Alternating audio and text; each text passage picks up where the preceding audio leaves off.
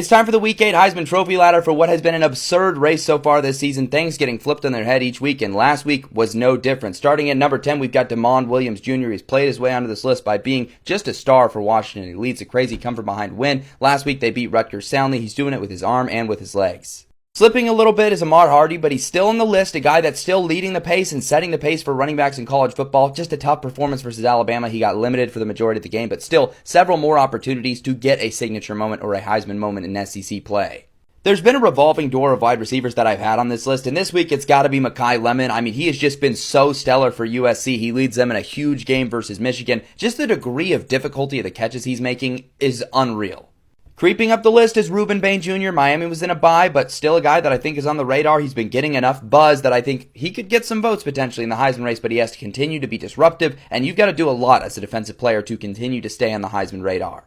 We've reached a point in the season where I'm starting to doubt that Haynes King with his play style is actually going to be a legitimate Heisman Trophy contender, but man, he is fun to watch, and as long as Georgia Tech stays undefeated and is still winning these games, he's going to be on this radar as a guy that's making it happen. They're going to look to the man that is making all their success happen on offense.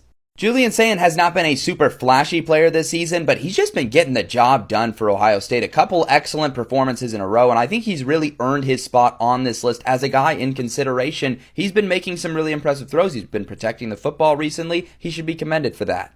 But the guy with the name recognition is Jeremiah Smith. He's on the radar already. He's put together some really nice performances that he's starting to stack late in the year. As he continues to do that, as his name stays in the radar, he's absolutely going to be near the top of this Heisman conversation just because of how the award works.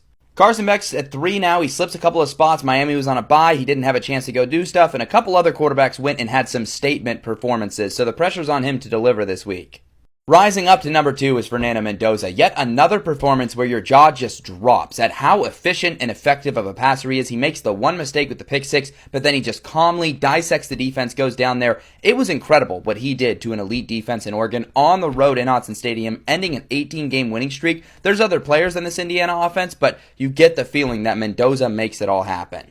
Number 1 has to be Ty Simpson. He has just stepped up time and time again in hostile environments against tough opponents and just looked so composed out there. Simpson's got to be the frontrunner for the Heisman Trophy, and I am glad I was a Ty Simpson truther because you have no idea how many people I had to listen to in the offseason say, how could you be doing Simpson? He hasn't played a snap or he hasn't started a game. That's absolutely ridiculous mentality to have, and this is an example as to why. Ty Simpson, Heisman frontrunner right now.